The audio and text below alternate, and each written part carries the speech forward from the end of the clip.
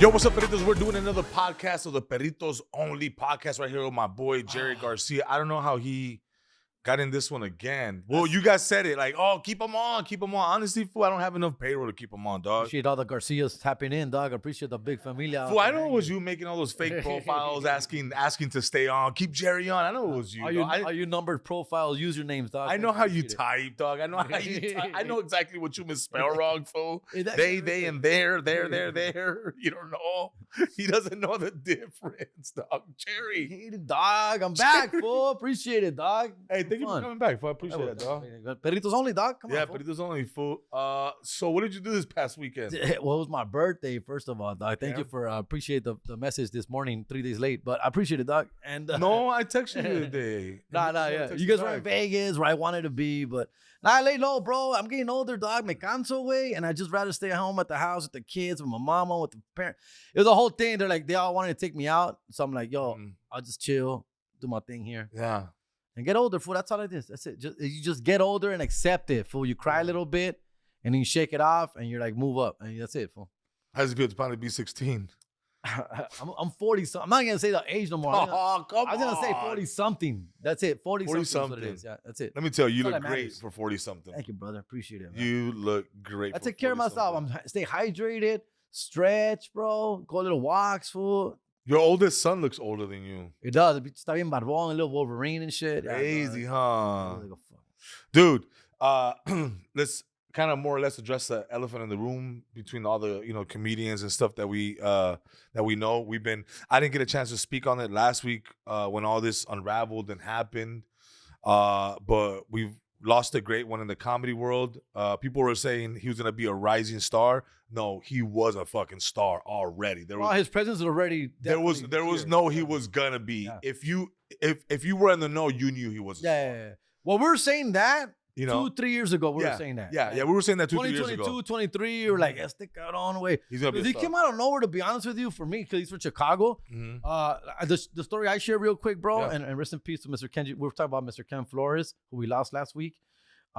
Real quick for me, I met him back in like 2015 in Chicago. Young comic, new into the game. La neta, what I say is what I share, because I told Ken this. Que no me acuerdo, güey. Obviously no me acuerdo. He told me, like, bro, we met. You were here with Chingo Bling. You were opening from in 2015 at Chicago Improv. And we talked and we hung out.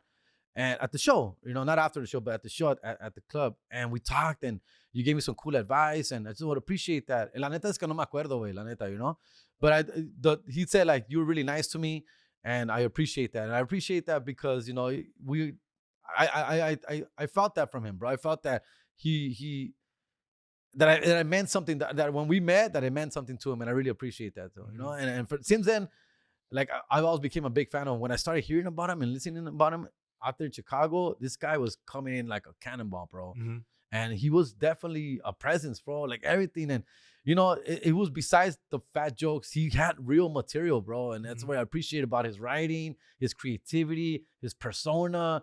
His everything on stage was like, I want more of that. I want to see more of that, dog. Mm-hmm. And it sucks. So. Yeah, dude, I got to meet him maybe 2 years ago when I was still barely trying to do the comedy thing. Yeah. The stand-up comedy thing. I think at this point I was already rocking with you, Jesus, and briefly Frankie Quinones, and then Diego and shit. Yeah. Yeah. So at this point I was already more or less doing the stand-up, and Renee hits me up, which I didn't at this point. Dude, I wasn't. What year was that? 2022 then? Late 2021. Yeah, okay. Late 2021. 2022. Yeah, I think 2022. Yeah, it was like mid 2022. Mm-hmm. Yeah, right. Yeah, something like that. Yeah. So anyways, at this point, I'm not really following people from the industry, because as far as like stand-up comedians, I was following social media comedians, not necessarily the stand-up world, because it wasn't bubbling like that yet. Nah, it wasn't. People weren't dropping clips yet, right? They weren't dropping their material. They weren't doing the crowd work. So you didn't really see who was out there. And if you're not in these clubs, if you're not an avid club goer, then you won't know about certain comedians unless you see them on a TV show. Yeah. If you're not in the algorithm, you're not going to find them. Yeah. So anyways, so Renee hits me up and he's like, yo, man, I'm a stand-up comedian. He's like, man, it'd be dope if you came out. And at this point, he knew that I was hosting for Toxicos. And he was like, yo, come out to San Diego. Me and Ken Flores are doing a show. And I was like, remember that, Eric? We went out there. And I was like, yeah, man, let's go, man. So I rocked over there to do fucking, I think we did 2 shows, right, Eric? We did 2 shows. Laugh Factory? Huh? Laugh Factory? No, Mic Drop. Mic Drop. I want to say. Oh, yeah, Mic Drop. It was Mic Drop. They're like the one with the little Disney background and shit. Like it looks like a cartoon. Yeah. And dude, Ken and Renee were always super gracious with me, dog. Ken was like, I think even when I saw him then, I don't think, he was doing like just material, right? And I was like, man, this motherfucker right. Yeah. Like, I see shit, like when somebody's telling a bit, if I can see it shot, I'm a visual guy. Yeah. If I can see this shit visually, that's funny to me. Yeah, like his buffet one, dog. Yeah, the buffet and shit, yeah. Like that shit's like the one where he talks about how he's at the theater and how he's, the girl in front of him thinks that the movie's in 4D because she's breathing all over. Yeah, that he's breathing shit, on her neck. Yeah, he's breathing on that. I mean, all the shit that he said to me, I was like, yo, man, you can shoot that. Yeah. But hey, like, I wanted to tell him, like, hey, burn this joke out and then let's shoot it for TV. And then shoot a skit for it, dog. Or shoot a sketch or something. So he was always super cool, man. Hella funny dude. It's just like very unfortunate, dog, that how things happen. At the same time, I think God's never wrong, and I think God's timing is God's timing, right? And I always feel like God put him in a position to win very fast, and there's a reason for that. And he made his presence known in the comedy. A lot of the greats knew who he was, acknowledged who he was. Hell yeah, bro. From the George Lopez's, from the Fluffies, from Felipe Esparza's, Joe Coy. So all the greats fucked with him. Yep. And at that point, bro, that's it. Yeah. What? That's it. Now it's just people knowing, right? Yeah. But to know that the real ones knew who he was, I think, as a fan of him, I could be like, hey, you did your shit, dog. Hell yeah, fool. You did your thing, despite you lived a whole life. Like, fool, you lived the whole, like, in this amount of time. Yeah. And it's not easy because I'm from LA, you're from LA, bro. We've been trying to crack this fucking code for a long time, and some of us, because we're not maybe as talented quickly, we're not as seasoned, it doesn't happen for you. But when you're as talented and amazing, as natural as he was, those are the fruits of being that talented and being that natural with it.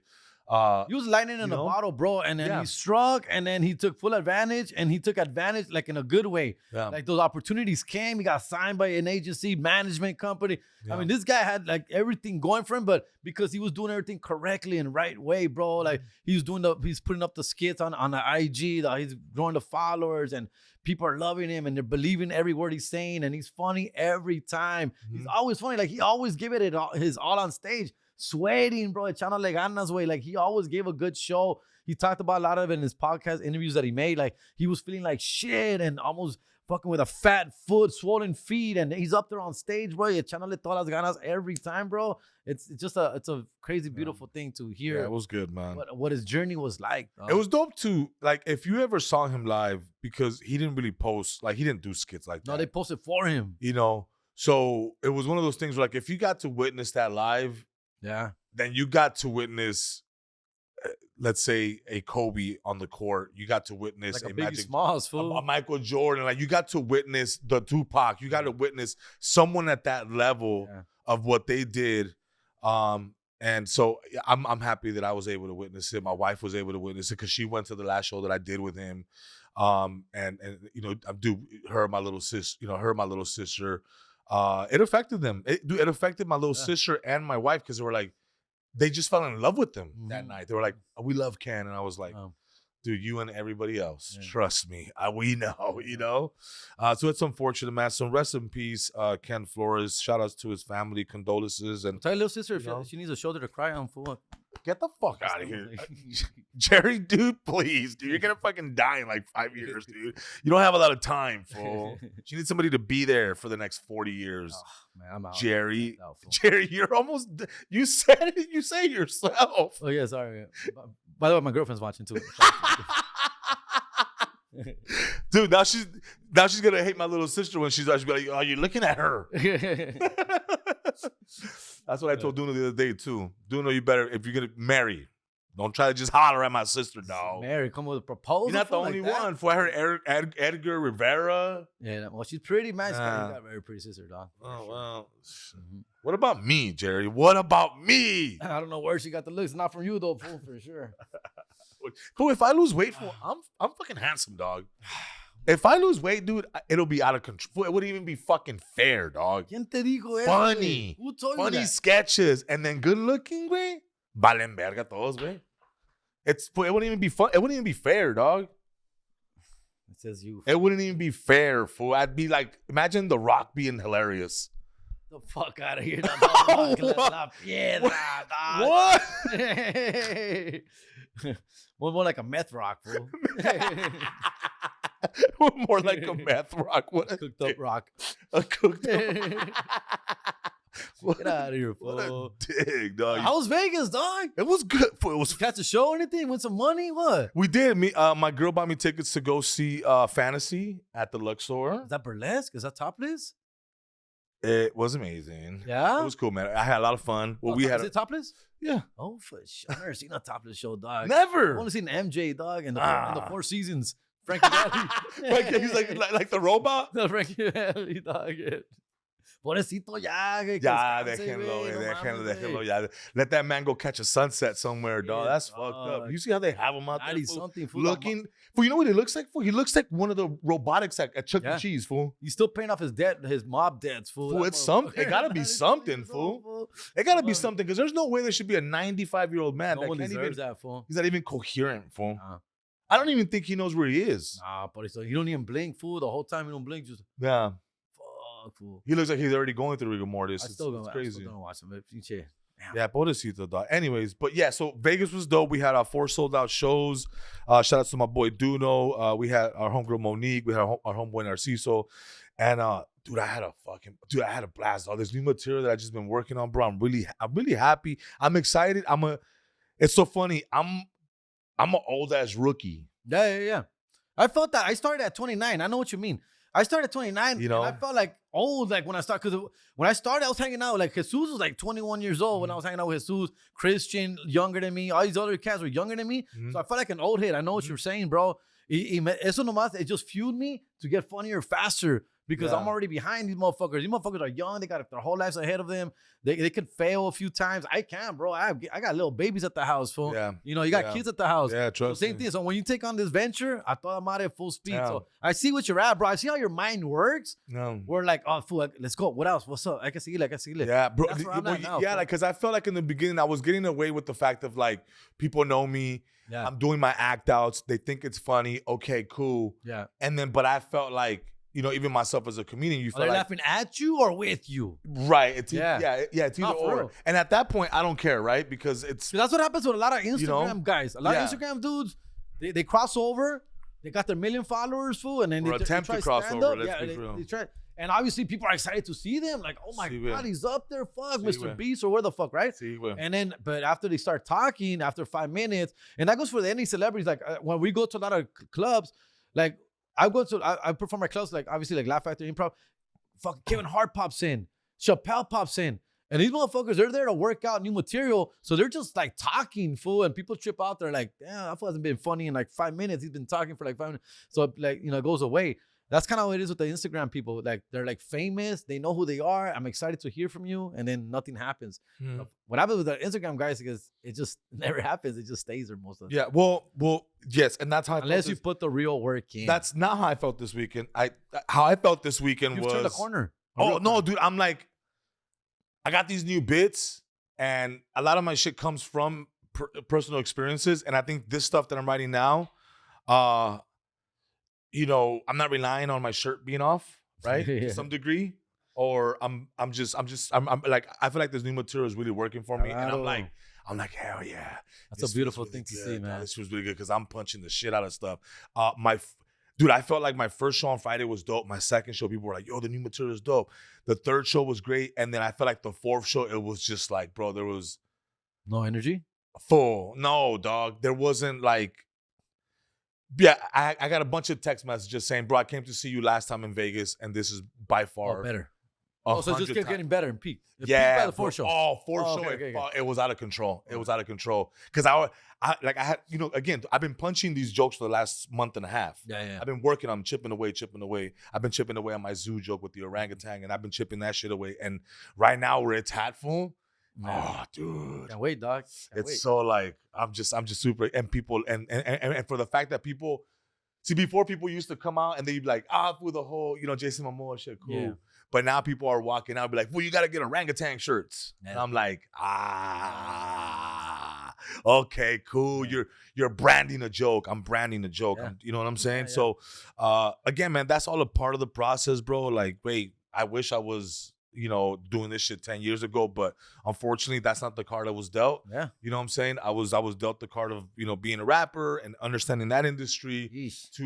Forget those days. To being a cinematographer and directing music videos, which that led me to doing skits and being able to be a successful skit maker on social media, to now doing, to now I feel like that set me up for the stand-up, which now I'm working on the stand-up, and it's been going good, especially with you helping me with everything, fool. You know what I'm saying? The process is amazing. I love seeing you to get so excited about a new bit because that's what it's about, fool. Because that's how I get excited. That's what refuels me, fool. Yeah. Man, we get tired of our own jokes, fool. We do. But it works. Obviously people, not everyone has seen us live. So we do tell our jokes. We have our material. We have our set. But we get tired. For you to grow as a comedian, you have to keep writing. You can't just stay there. Well, and that's the exciting part. For once you figure it out, because you figured out the formula. You figure out what it takes. Yeah. You know what I'm talking? Yeah, I figured out the pa. Yeah, you know what I'm saying? Like the step. Yeah. But like I figured it out, and like I felt like once it clicked, I was like, verga, hold on. You know what I'm saying? And now I'm not afraid to. Try a joke because I'm trusting it. I'm trusting the formula. I'm trusting like, okay, cool. I made beans this way. Let's make another batch of beans again. You know what I'm saying? And it's just, just obviously concepts change, but the ultimate structure of how things are supposed to be said and the timing and all that shit, there's definitely a formula to it. Yeah, I mean, not everybody's formula is the same. Nah. I feel like comedians are like restaurants. We all have our own flavor. Correct. Right? We all have our own sauce. Correct. And I feel like I'm figuring out my menu right now. I'm figuring out how to make my sauce. And what you're good at. And it's working for me. You know what I'm saying? So very excited. It was super dope. So thank you everybody that came out in Vegas. I really appreciate you guys for coming out. We sold out 4 shows. We're doing 4 shows in Burbank. 4 shows in Burbank, February 7th and 8th. We're gonna drop this. Well, this is out today, so you're gonna see it today. So you're watching this right now. This is Tuesday. So this Friday, Saturday, we're in Burbank. Tickets still available for the second show on Friday, second show on Saturday. Jerry, you are going to be at the Covina Laugh Factory. Covina Laugh Factory. I think you're almost sold out on all your shows, so go get your tickets now before they sell out. Go on his page, on his link tree. And dude, I'm super excited, Perrito. Let's do it, man. Yeah, man. And the tour kicks off. Yeah, we're starting off in March. We got pinche Riverside coming up. Yeah, pinche Modesto, Salinas, Pittsburgh, San Diego way.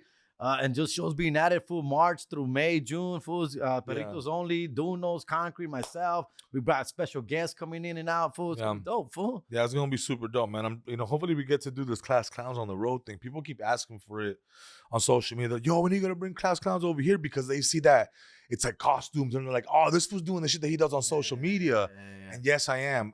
We're just working out the kinks. Oh, that was production, dog. Hey, working at the kinks, 13 sold out shows. Sorry, flexing a little bit. Gotta flex a little bit. But we're still trying to figure out. But we're still working out the kinks. We really are. We're trying to work out and really like it's really making sure that everybody that's gonna be on tour has mad chemistry. You know what I'm saying? Even though I want to bring everybody, maybe we can rotate a lot of comedians. Yeah, that's what it's gonna have to be, dog. Because hotels are expensive. They are expensive. But dude, so thank you for coming in, brother. We got a guest coming up right now, guys. If you guys want to know more about the industry, look, let me tell you. You guys want to know how to make a film and put it on Netflix, put it on HBO. I'm gonna tell you right now. After this, let's go. As a man who produced my comedy special, by the way. Yeah. You know. Did I ever tell you that I was a baller, Perritos? Oh, yeah, dog. I used to ball up, fool. Sick, dog. Van Axel, Kobe-like. I mean, amazing, dog. Dude, I had some of the best assists that the world has ever seen. Let me tell you that, dog. All right? And I also be doing you injustice right now if I didn't give you an assist. Because right now I've teamed up with Price Picks, dog. Don't know how to play Price Picks? Perritos, it's super easy. All you got to pick is more or less, anywhere from 2 to 6 players, and you're done. That's it. I mean, look.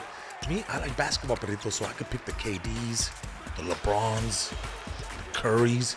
You could pick whoever you want. Who do you believe in? And you're gonna get $50 instantly when you go play your first 5 lineup, dog. Right now, use promo code Concrete. Download the app. It's super easy, dog. I'm telling you, fool. You'll be making feria in no time, dog. And Perrito, keep an eye out for Taco Tuesdays, dog. Discounted projections all freaking day. That's all day, dog. 24 hours. How long is it gonna take you to download the app? Nothing. Do it right now. Use promo code Concrete, dog. Let's make the right play. If I win, you win, dog. Let's go. Yo, we're back right now. Shout out to Prize Picks, man. Go ahead and download Prize Picks today and get your, I believe it's what? Your, use my code Concrete, man. They're going to give you some money, be able to go ahead and do a little something. Maybe me and you could win. Double split the money. It is what it is. Yo, we got our guest today, man. The one and only Edwin Licona, man. This guy is a producer extraordinaire. Dude, you do so much, bro, that I don't even think I have the resume. I don't think I've ever asked for the resume. So, dude, tell us, man. I'll give you a small version of the resume. Yeah. I come from the distribution side of film. I used to be a director of acquisitions. I used to go to film festivals, buy films. In addition to that, the name of the company was Image Entertainment at that time until it got bought out by Lionsgate. And at that time, we were even doing comedies. We did the first Fluffy. We did the first Kevin Hart, the Blue Collar Comedian. So I was like in there, and I always look at it as like paid training. I'm like, oh, snap. I'm getting to learn what the distribution, and I'm getting paid for it, and I'm getting to see what it takes to do comedy specials. All right, cool. Which that led me in transition in my career, right? My second act in my career led me into producing. And the reason why I ended up doing that, and I know we speak almost the same language, is because I used to go to Netflix with my production partner, and like, hey, we have this movie idea, and here's who we want these characters. And again, no disrespect to anybody I'm gonna name, but they would always say like the guys at the platform would always say like, we'll greenlight it if George Lopez is in it or Gabriel's in it.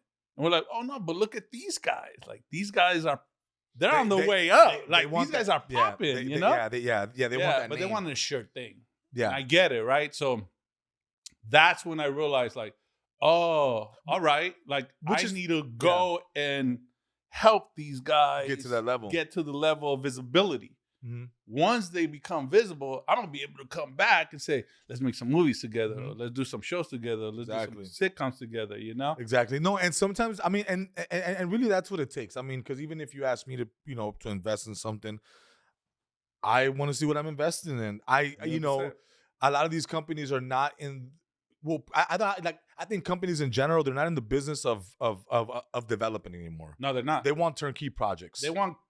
I like to call it calculated risks. Calculated risks, turnkey projects, ready to go. Almost a sure hit. Which in entertainment, dog, I know that you never fucking know. 100%. You just never know what's gonna happen. I mean, dude, I've heard dope ass records that didn't even hit the top 100. Correct. Correct. I've seen funny, dude. Even in entertainment, like I mean, even just on skits, like. Not every skit's gonna hit. Correct. You know what I'm saying? No, you're right. Some of the most produced stuff that I've done, people are like, I like the stuff that you do that's not so produced. Yeah. Because it's for social media and there's a certain format and a certain feel that they want. But you say that, the number one character that you created, and it's probably one of my favorites, and probably a lot of people's favorite. But I feel like you always leave him untouched, and it's the Mayan dude. I feel like that dude there's depth, and then there's history involved in the storytelling, and then the way you blend all that in, I'm like, I don't know why he's not focusing more on this dude, but this dude has like meat, and comedy. Yeah, I'll tell you why. And a lot of people do ask me that, but how come you don't do more Tepic skits? Yeah. And the reason I don't is because I feel that. Well, for one, I feel like you, there's a lot of meat on that bone when it comes to Tepic, right? Right. And what I want to do for Tepic is beyond my capabilities at the moment. Oh, that makes sense.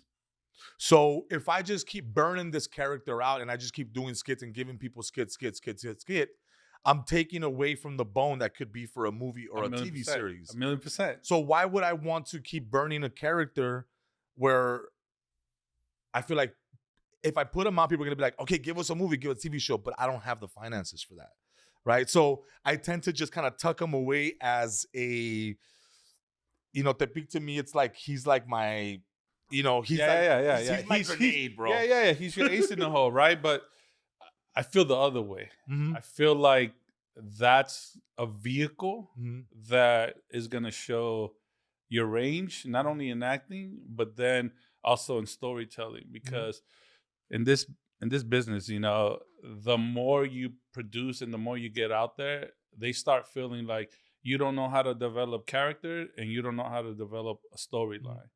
You're doing that with this character, which will show how you grow that arc, right?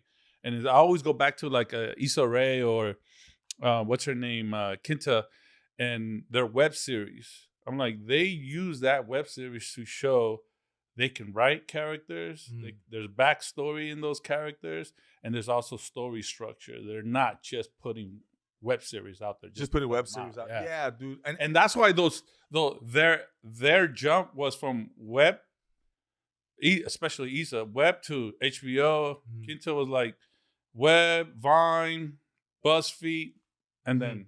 Yeah, and honestly, like I've always, like even when it came to like, like just doing skits, I've always revert back to like what the greats did, right? Like the at least to me, these are the characters that I seen that to me that influenced me to want to do sketch comedy, which was the Chespiritos when they had 4 or 5 different characters, El Chavo del Ocho, and all these characters. So that's one side of it, and then once I started learning English as a kid, and then I saw this thing called Living Color, I was like, wait, what? And I'm watching this, and I'm like, oh hell yeah! Jamie Foxx is to me, Jim Carrey, like all these guys that I was like, yeah, that's what I want. Yeah, and I can see that in your Class Clown. I can see the influence, right? But as I go back, because I think you and I have the same aspirations. We don't just want to highlight our community. We also want to build IPs, right? Because that's really where it's at, building an IP. And for those that don't know, IPs, intellectual properties, ideas, characters, correct, so forth. Things that you own, like your all the characters. That's your IP. You haven't signed them away to anybody, and nobody owns them. So that's your intellectual property that you can keep building, and your kids are gonna inherit that IP, right?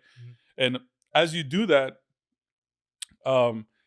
one of those things is I'm watching your Class Clown. I'm like, he has it, and you're trying to figure. I know you talked a little bit about it with Jerry, and you are in the stages of you're not figuring out. What you're doing is you're doing, and I'm gonna correct something you said. You're well, it is in fact you're figuring it out, but you're doing like live R&D.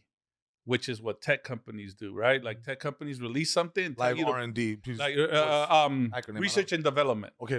Like somebody will put out a telephone, like an iPhone, and give it to people and say, play with it and tell me what works and what doesn't work. Test the market. Then you get all that information back and you're like, all right, that way. You're doing that on these live shows. You're seeing what character pops, how the improv, you're mixing in people coming in and out. Because I saw the first iteration of it. And now, like, it's grown. Yeah, man. You have a lot of people who are in the improv space. They're not just comedians. Yeah, and they also know how to act. And to me, like, the reason why I wanted to do something like Class Clowns was not just to necessarily showcase myself, but I wanted to showcase the community. The community of comedy. Correct. Not only just the people that like improv, but to maybe tap into some of these comedians that don't even know that they have that in them. I agree with you. Give them a chance because they might be able to bring something to the table. We were like, yo. No, I agree with you. So when we pitched Enter Nose to HBO, I didn't even say like, here's the subtle, because this is how I know we come from the same space. You're doing that with In Living Color, right? When we pitched Enter Nose to HBO, I just said, hey, you know what you guys did with Def Comedy Jam for that community? Like, I'm just going to do that for my community. Oh, all right, cool. Like, that's how it was. I was like, I'm just going to highlight the next wave of Latino entertainers. Got it. I didn't even say comedians.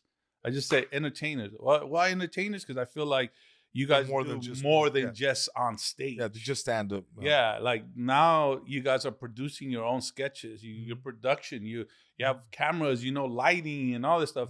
At the highest level, maybe not, because you haven't worked in the $100 million movies yet. Give us that budget. We'll hire the right people. But 100%. That's what it's about, right? Hiring all the right people. It's hire all the right people, bro. Like a lot of people think that, like, oh, it's just, it has to be us. Like, nah, man. Look, I'll go hire the correct DP. I'll go hire the right, cinematographer, the right this guy, first assistant director. We need the budget, bro. It's fun. We needed somebody to be like, "Hey, te va, güey.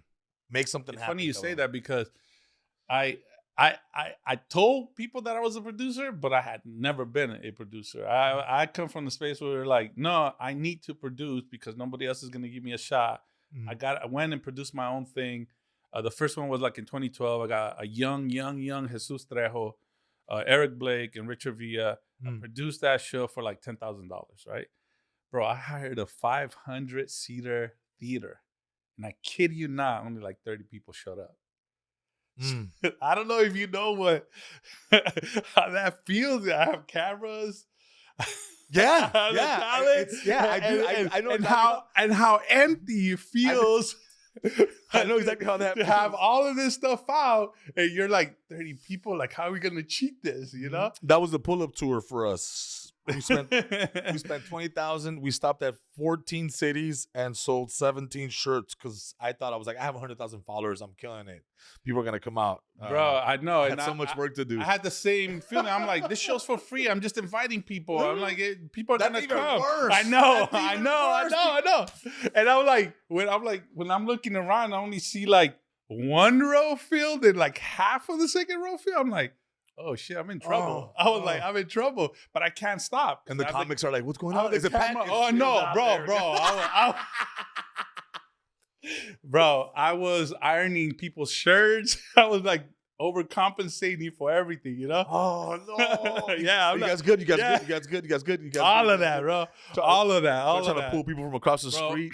My sons were there. They're younger. They're watching all of this, and I'm just like, damn, I'm making a fool of myself. Like, tomato, huh? Yeah, I'm like, why did I think I could do this?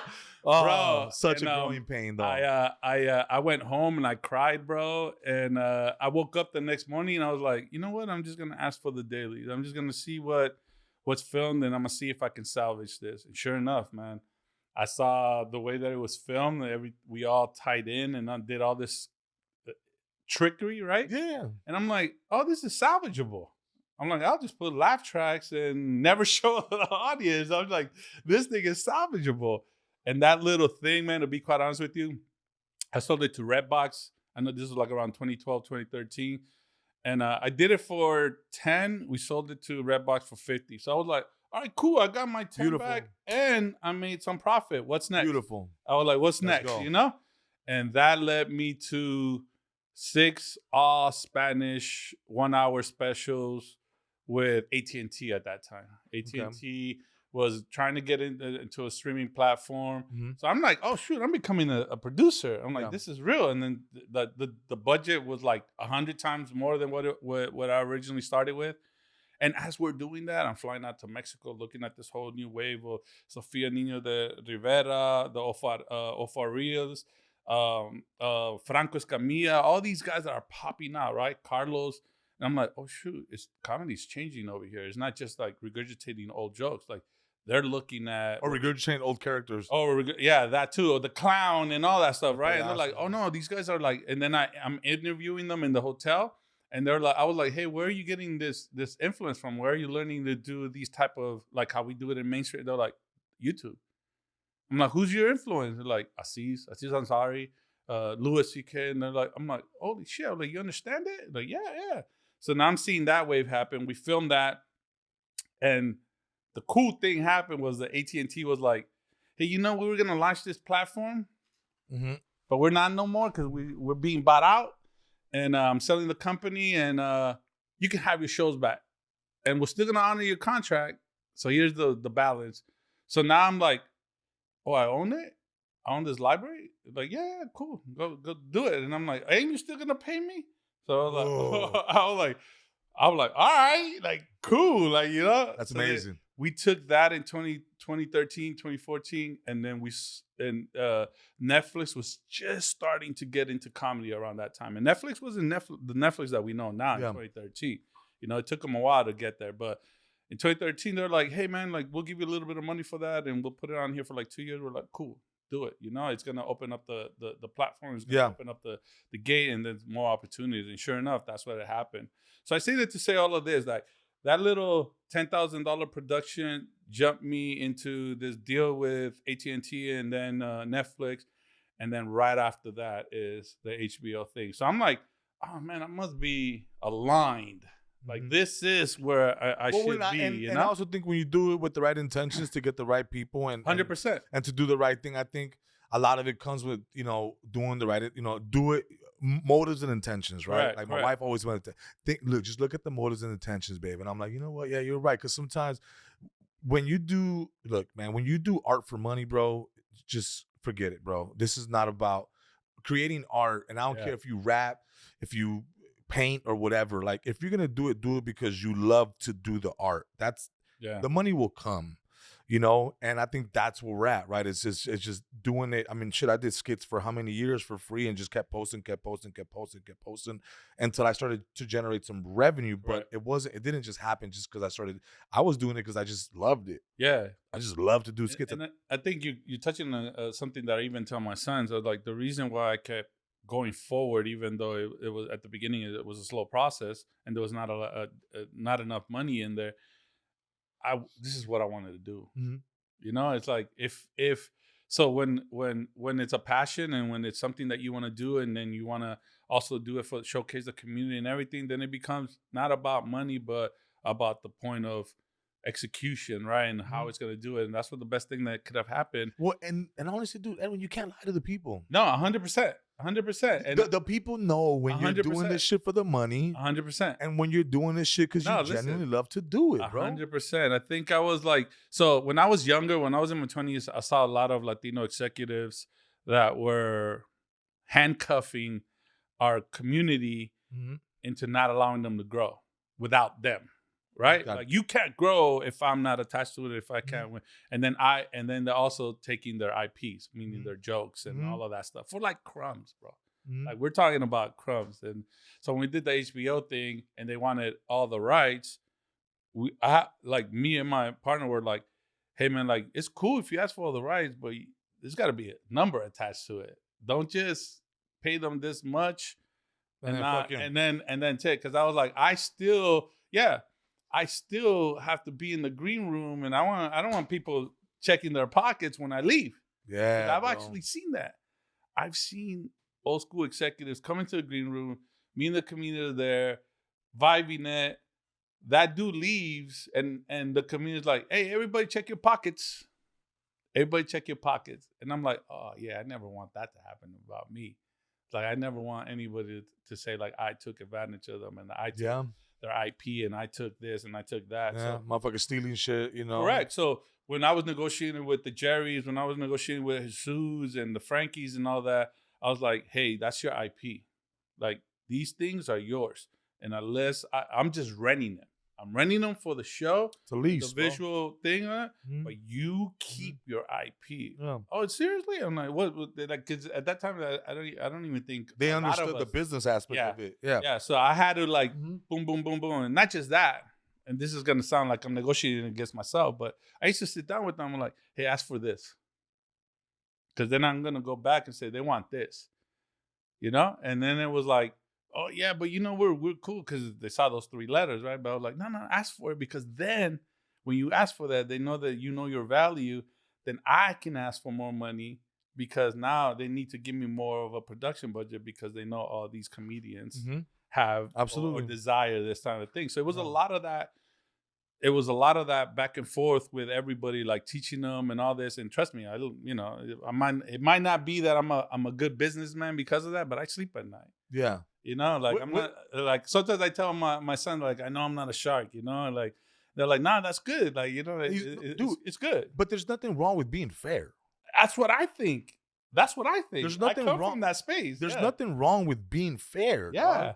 And unfortunately, but the industry makes you feel like you're not a good businessman if you're not a fucking shark. And it's like, nah, bro, you don't have it's look, man, that's what me and my management and my team talk about. Like, hey, bro, all of us here, we can go to sleep at night, bro. I can 100%. Go to the store. I can go to the store and I can do, and I can buy whatever I want to buy because I know that I take care of the people and 100%. how, you know what I'm saying? Like, and we never cheated nobody out of anything. 100%. We never felt like we got over on anybody. And I don't think nobody will ever feel that about us. I think we treat people with respect and honor and integrity, bro, because at the end of the day, dog, in this industry, all you have is your word.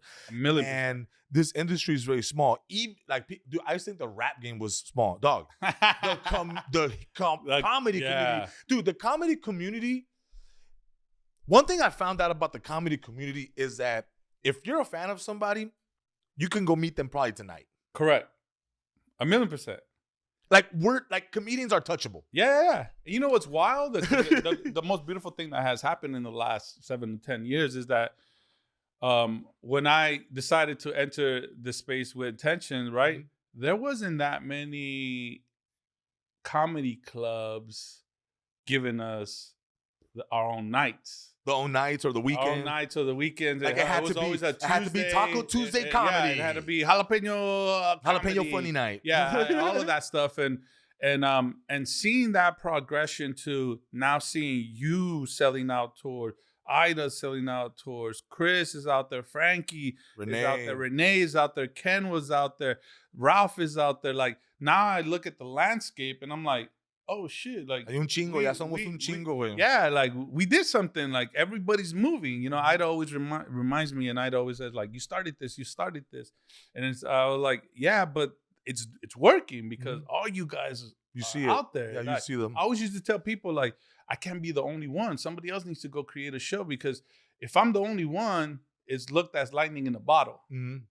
Somebody else needs to go do it. Because I was like, when there was a Living Color, there was First Amendment on Showtime. There was all like Comic View. There was so many. I could like name 20 that were all around the same time in those 5-year time span.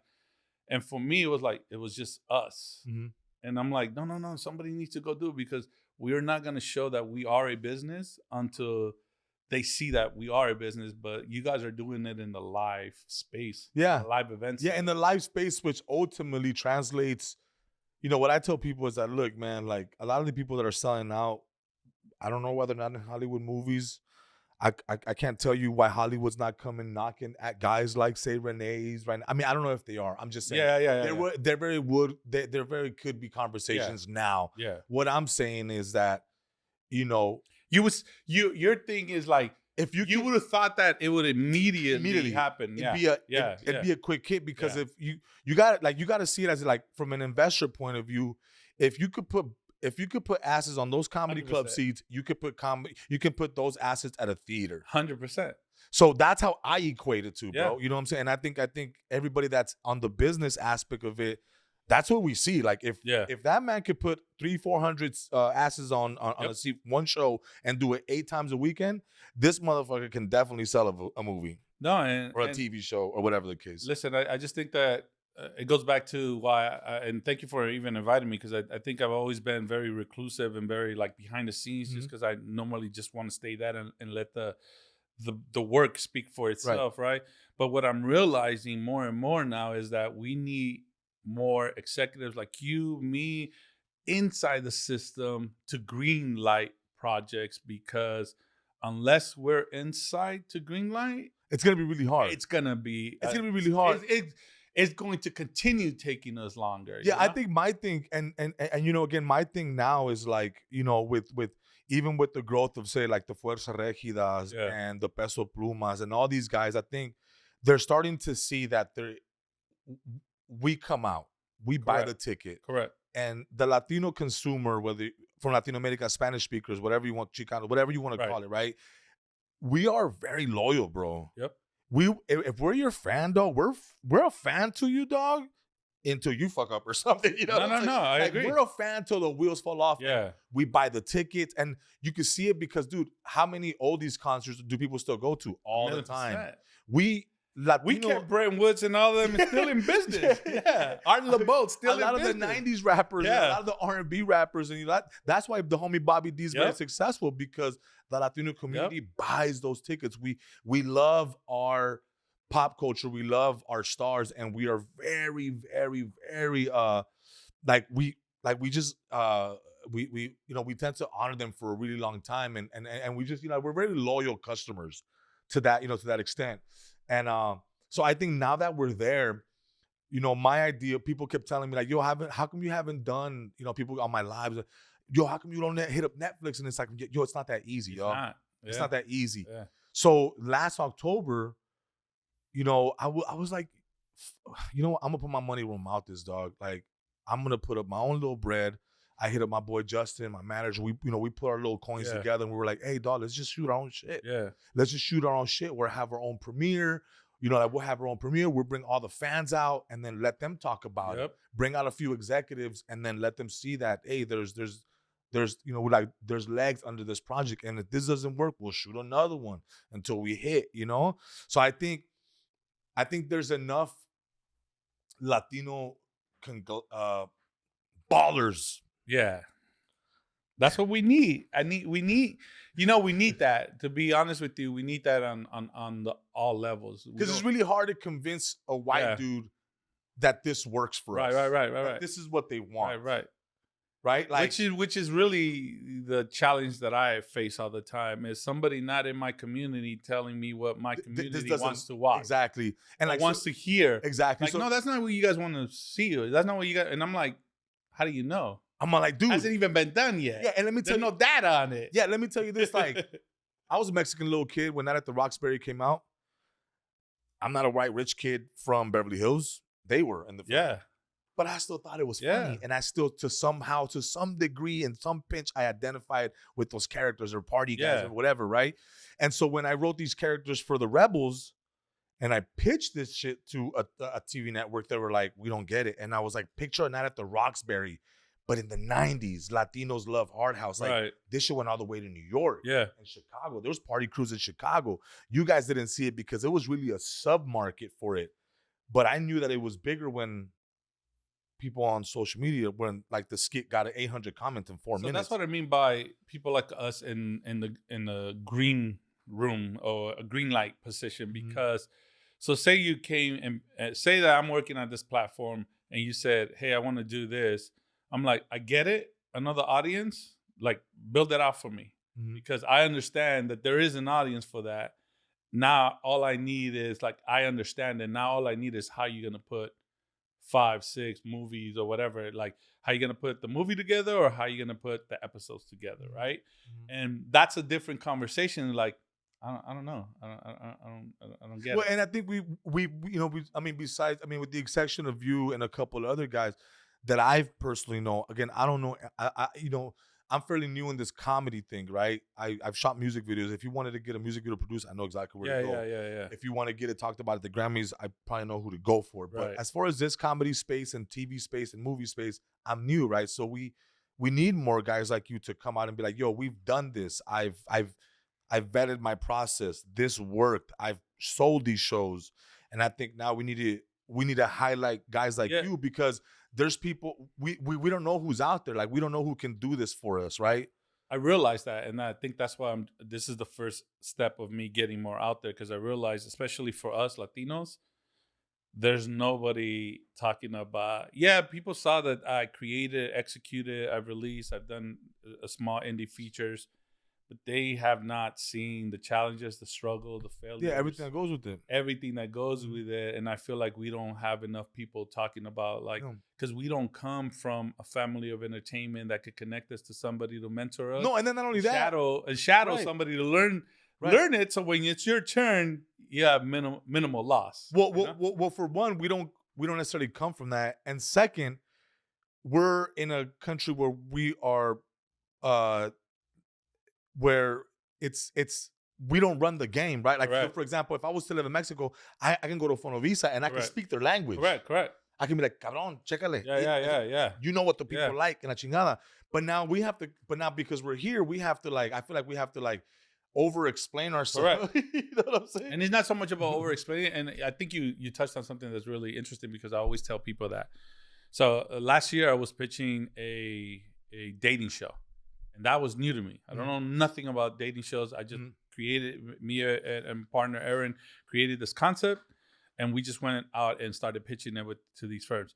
But I always knew that there was something missing, and that's they know that I can't speak TV production language because I'm not throwing these key words out there that they understand. Like TV runner words. Yeah, like all that. Because when it comes to distribution, like we got a lot of deals in the because I knew how to talk the distribution, but they knew, then you know how to deliver. And if somebody tells me like, hey, you're gonna need 10,000 to go get this theater, I'll be like, nah, man, like that theater's gonna cost me 45 because it's Union, it's Live Nation, and I'm gonna have to do this, that. And every time I move this light, they're gonna charge me because then they gotta.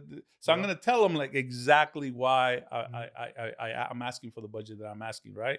And everything that comes with it, and that's talking that language. And you're right. And then the second part of it is that's the distribution part. The second part is a lot of them want to hear story structure now and character structure and all this stuff. And there's nothing wrong with that, but you have to know how to speak that language. Yeah, you gotta know how to make an EPK. You gotta know how to make a Bible. You gotta do all these things, right? Like when I went through that early in the industry when I started filming. I didn't go to school for filming at the time. I was already shooting decent music videos. I mean, my first big budget was 10 G's. First time I was getting an actual crew, right? And I've told this story before, so if you heard this, just forgive me, but just check it out. I love this story, man. I remember I shot my first big music video, and they gave me a $10,000 budget, and they gave me an assistant director. I didn't even know what his job was. All I knew is that he kept calling me every day, asking me what I needed, and I was like, well, I guess we need sets, and I guess we need this, and we need, I want these actors and this, and we need to do a cat. And he was helping me do all this shit. And he would just be like, okay, cool, I'll take care of it, and I'll take care of it. You just make sure that you direct it, and I was going to edit the joint. And then so we get to the set, and it's big time sets in LA downtown, and I was like, I was like in heaven. I was like, man, I can't believe I'm doing this shit. And now you got all these, you got the crew of 15 people that show up, Perritos, and they're like, hey man, so the crew's waiting for you to give them the first notes. And I was like, what do you mean? Here's the shot list. This is what we're doing. He's like, yeah, but what do you want to do? Like, do you want some keynotes? Yeah. Do you want some 3K, some 5Ks in the bag? Talk to the DP. And I was like, yeah. Light it up. Do it. All of it. Yeah. Saquen toda la camioneta.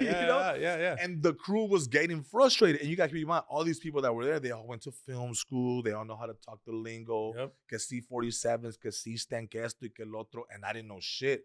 So I remember my boy, Anthony Cook, he was my assistant director that was assigned to me by the guys that were paying me.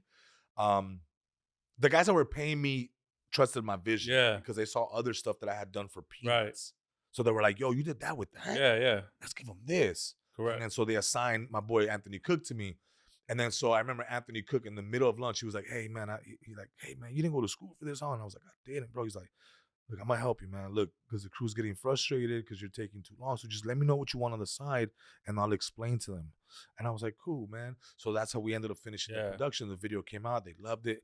Eventually, my boy Anthony Cook was like, hey, man, I like you, bro, and I want you to be successful, and I want to give you an opportunity to, look, man, I'm going to get you a job at the New York Film Academy to be a TA, get paid, and just shut the fuck up and sit in the back and take notes. And I was like, bet.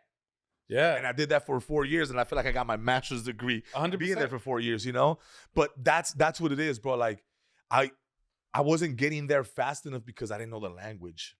And I didn't know the lingo. I didn't know how to speak to people and how to communicate my vision to them in a technical way. Yeah. And that's the hardest part. And I've seen talent, bro. Sometimes I over prepare, right? Because I've seen talent go into a pitch meeting, from their head, tell them the story and everything, and they're sold. Like, all right, we're in. Here you go. So here's the deal. And I'm like, what? Hey, man, what? I have this deck and I have all of this information, and Yeah, it really is. You it really is an art. Yeah, you gotta know their lingo. You gotta know what you're talking about. You gotta know what words get them excited. Like 100%. I always used to say that too. And you touched on it when I used to pitch, like pitching you for an idea and all this stuff, and your body language allowed me to know if I hit something good or if I should keep going or like should I focus on that because this person is reacting to that, you know? Yeah. And when that shit didn't happen, I'm like, oh, I'm dead. Yeah. Once I see one motherfucker get up off the meeting and say he has to go, this meeting went to shit. Yeah. This meeting went to shit. All right, man, let's wrap it up. I remember when I was pitching Entrenoso, this other platform. And Entrenos ended up being on HBO. On HBO, yeah. And but prior to that, we were pitching it to another platform, right? And the head person of the comedy division is there in this meeting, right? And he just got up and like, hey, I got Seth Rogen in the other room, like I need to go, right? Mm-hmm. And then as he gets up and he's like, hey, who else is doing what you're doing? Who else is trying to highlight Latino comedians and all that stuff? I was like, just me. And he's like, all right. And he just walked out. And I was like, oh, yeah. Yeah, you don't care. You don't care. You don't care. And I was like, all right, well, let me just take these candies. Shit, no, I know. Let me. I mean, can y'all validate my yeah. Y'all validate my parking ticket, buddy? I gotta get out of here. Bro, you know how crazy it was when I used to go to like CAA meetings and I used to have this 2001 4Runner that I had like since 2001 and I used to pull up with it. At the CAA like office right there in Century City, and all these nice flashy cars and all that. I used to just pull up with my hey, sir, the deliveries are in the back. Yeah, the deliveries are in the back, sir. No, I got a meeting. Yeah, I got a meeting. Sir, please, sir, we're gonna call security. Please act right, sir. Bro, I've gone through all of that. Even pulling up with at a platform and just seeing that, I don't have a fancy car, but my point is like even that they make you feel like insecure about it. I'm like, who the hell is what valet is gonna be at the executive office to judge me for it? Being like, but in my head, I'm like, I'm being judged. Oh yeah, no, because we're taught that, si no llegas bien, si no llegas así o otra manera that you don't belong. When in general, like I think, like you said, you've always let your work speak for itself, and that's exactly how I've always carried myself as well. I feel like always like I don't, just let the skits, bro. Just let the work speak for itself. Let the people say who's killing skits. I ain't gotta sit here and say I'm the king of nothing, bro. I don't, you don't crown yourself, bro. 100%. The people do it, and I think that's the beauty of watching your evolution, because it is an evolution. Seeing you from sketch comedy to entering the stand-up world and seeing you evolve in that space, and now the touring. But also a businessman, these studios, these podcasts, and all these things. And really, like, even when I got into the skit space, and then especially when I got into the comedy space, there was a little bit of pushback. But I always wanted to let other stand-up dudes know that I respect the craft, bro. Yeah. And I don't think it's, like, I get it, man. A lot of comedians do this shit for 5, 6, 7 years, and it's really hard to sell tickets. It really is, For me, I just happened to put a lot of my time instead of stage. I put it on social media for the first 5, 6 years, and then I made the jump to stand up. But it doesn't mean I don't respect the craft or that I don't respect the process of stand up, because it is a fucking grind. It is a hustle. It's not fucking easy to make people laugh on cue. See, I came from social media, so if my skit don't hit, I just put my phone down. Yeah. And I can walk away from it. You have a live reaction. And if I bomb, I bomb, but I don't have to see it. Yeah. And in stand-up, I don't have that luxury. Yeah, it's live and it's right in front of you. If you bomb, they're gonna let you know, and you're gonna know. Because there's a couple times, bro, where I went up on stage and I was like, man, I ain't never doing this shit again. The intricacies of comedies has always amazed me, man. When I remember being like in the green room with like comedians and seeing somebody come off stage and and they're like, oh, they didn't trust me on that joke. Yeah. I'm like, what do you mean? People laugh. I'm like, nah, they didn't trust me, right? They didn't buy it. They didn't buy it. They didn't trust me. They didn't believe it. And then they start tweaking a word. And then I see them go up again, when they have 2 shows back to back. And they change a word, whatever, boom, it's different. They're like, yeah, that's yeah, it is. Yeah, it's so wild to see, and witness it. It could be one word or how, that cadence in which you say that. You could say the word bitch to somebody and somebody may take it disrespectfully, and you could change the way you say it and now it's funny. Yeah. No, you're right. And You know what I'm saying? So it just, man, it is really, again, man, like I said, all us comedians, we all have our own separate sauce, bro. There's definitely a formula, right? Of how to, there's definitely a formula. There's a structure. There's a structure. You need a pan. You need your cuchillos. You need your gas. You need your oils and all that. Those things but now we get to take those same instruments and those same ingredients and create our own shit. You know, and I think that's where a lot of us, become, say, the Jesuses of the world, the Jerrys and the Jesus Trejos of the world as well. Every time I say Jesus, I always gotta say their last name. I was gonna say their last name. That's why I say Jesus Trejo when I say a very young Jesus Trejo. Yeah. If I just say Jesus, everybody's gonna be like, Jesus Pobre or Trejo. Well, fue nomás a pedir un chingo de Jesús, hay un chingo de Chuys, man, Nah, but all of that, man, it's been an interesting ride. I think it's beautiful to see the community out there selling tickets on tour. Do we still have challenges and a lot more way to go? Yeah, but the beautiful thing is that you're here pushing it forward. Everybody else keeps pushing it forward, and I think that's all we can ask for, because for 20 years we only had 3 Latino comedians dominating this space, which they still are, but they see other people coming up, right? No, for sure. Which was Gabriel, Carlos, and George for 20 years. Like, they were the only 3 Latinos anybody can mention. And now you step back and you have all this roster of comedians that maybe not household names yet from a TMZ standpoint. Right, exactly. But enough that the community knows, and the community and follow it, will go on tour with you, will allow you to continue making a living, allow you to keep pushing the culture forward your way. You don't seem to be bending to what they're telling you to do. I think the most beautiful thing that I've witnessed from you from afar is that you keep doing what you believe in these characters, and what you believe genuinely will work.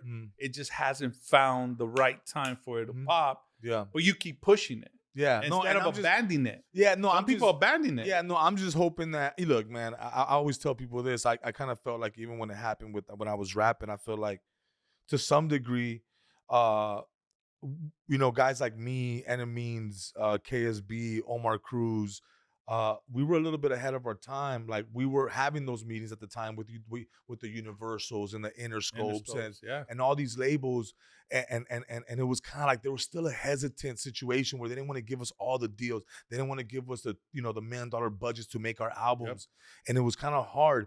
And then to see it now, 15 years later, and to see the Rowdy Racks and to see the Lefty Gunplays becoming household names and getting to work with mainstream artists, you're like, okay, so maybe what we did maybe helped a little bit, right? Maybe it opened some doors. Definitely. And I feel like, hopefully, even if I don't get to be on TV and become a blockbuster, maybe the shit that I'm doing now is going to help the kid that's 19 right now in 10 years be that fucking guy. I've always said that, and I feel like that's what I mean by you're helping the culture move forward, because it's not, and this movement, we're moving, but we're not moving to the point where we're needed to be, right? But somebody, I just keep saying, somebody's watching us, and when they hit that point of where their influence matters, they're gonna remember, like, oh, that's what they were doing over there. Let me take it a step further. Yeah, let me take it a step further. They opened the door enough for me to get here. Yeah, let me take it another step further, and eventually we'll get there. I think my biggest mentality too, Edwin, at this point, is that I'm not gonna. It's really hard for me, and it's funny that you say that I do believe in my characters. I believe in my own process, and I think at this point I'm not giving my career, so I'm not letting people dictate when I should blow up. I kind of took matters into my own hands because I am not a 21-year-old kid. I am of age. I'm a grown ass man. Yeah. And we don't have a lot of time out here, man. We got to get this shit going now, bro. Yeah. So that's why, you see the 5-6 skits a week. Well, also the beauty of it is that you're building your YouTube channel, and that's a platform that if you're reading Forbes, if you're reading any of those magazines, that they're speculating that the future's new 9 to 5 is YouTube. Yeah. And then you're like, oh, okay, cool. And then I read a statistic, right? Let's just say like 8 billion people in the world watching YouTube, but only 4% have channels.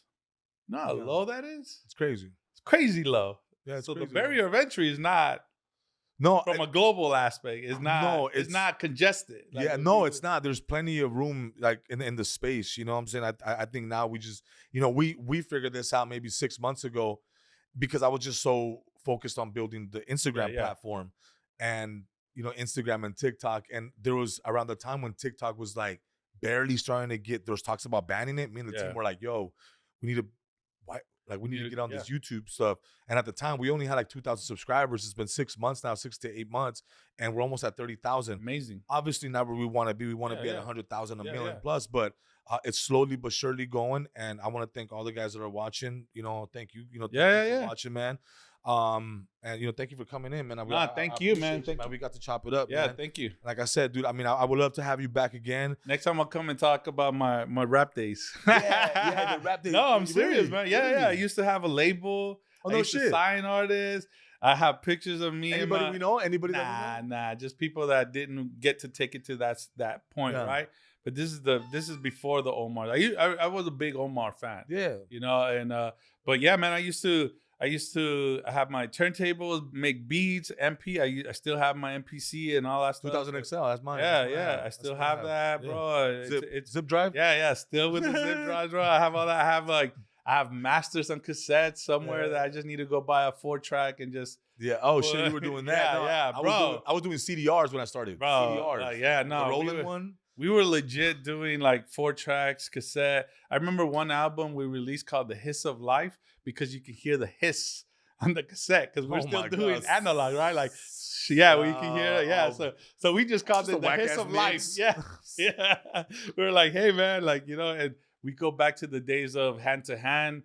And then I remember at one point, like in maybe 2001, I ended up buying like a machine that had like one master and then makes cassettes and all that. And then I used to just go to events and just pass them out, hand them out. And that's how we used to get gigs. And that's how we used to get shows back then before social media, man.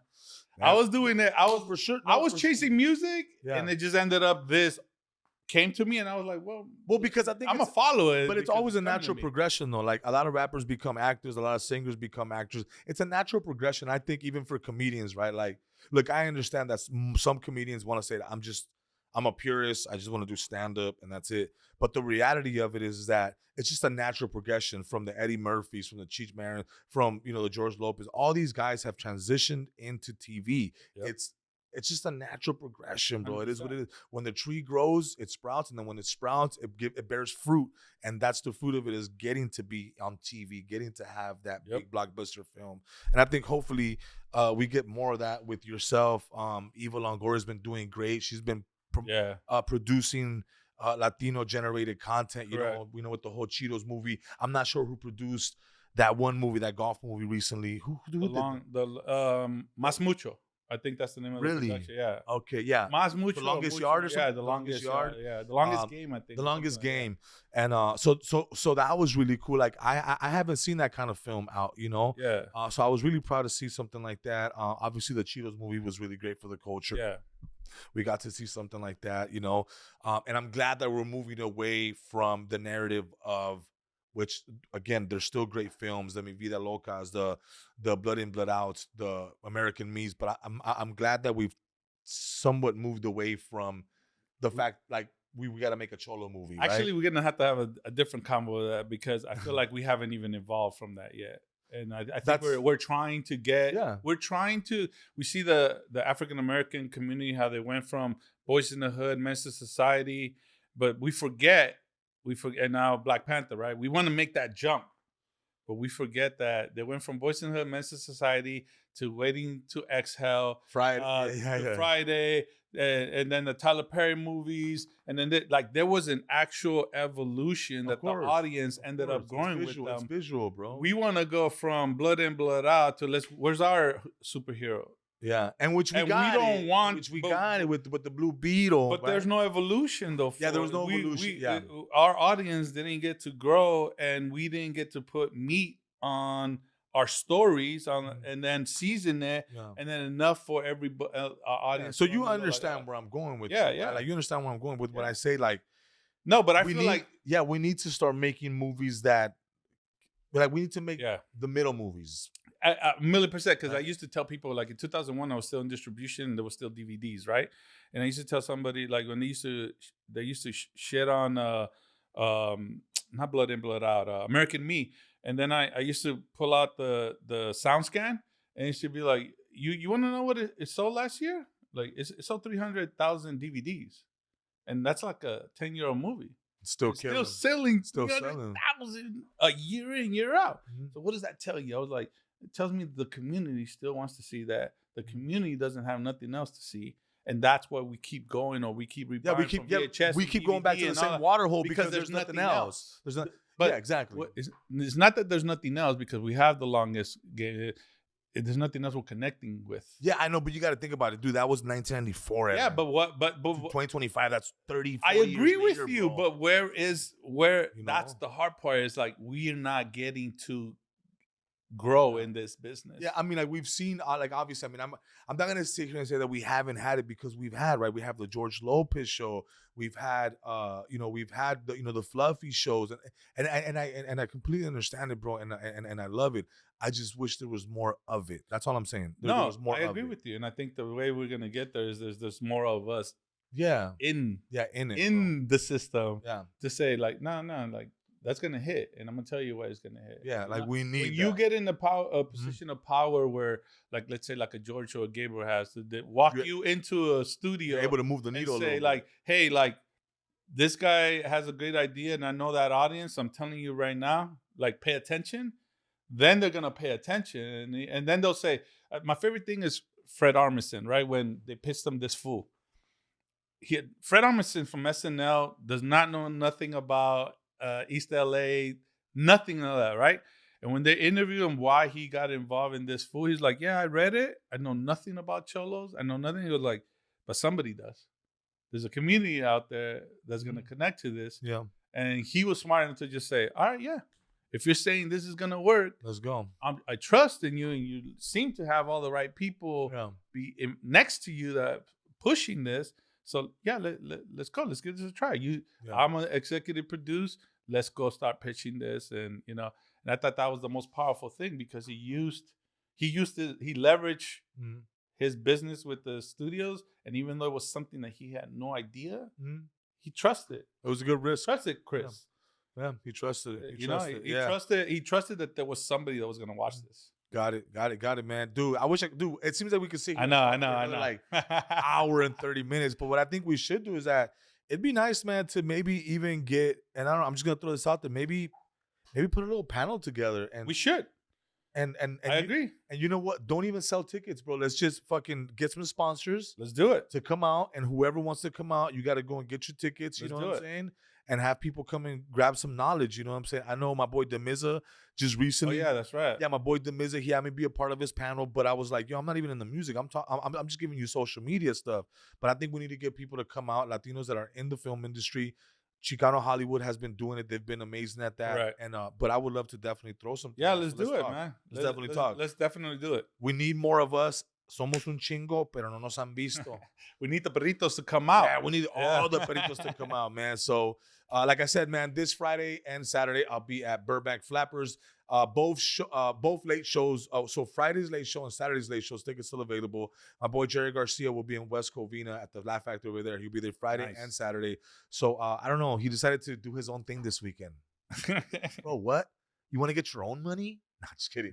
Get your bag, Perritos. Get your tickets. Edwin Licona, extraordinaire. We'll see you guys in a bit. Perritos only. Hey.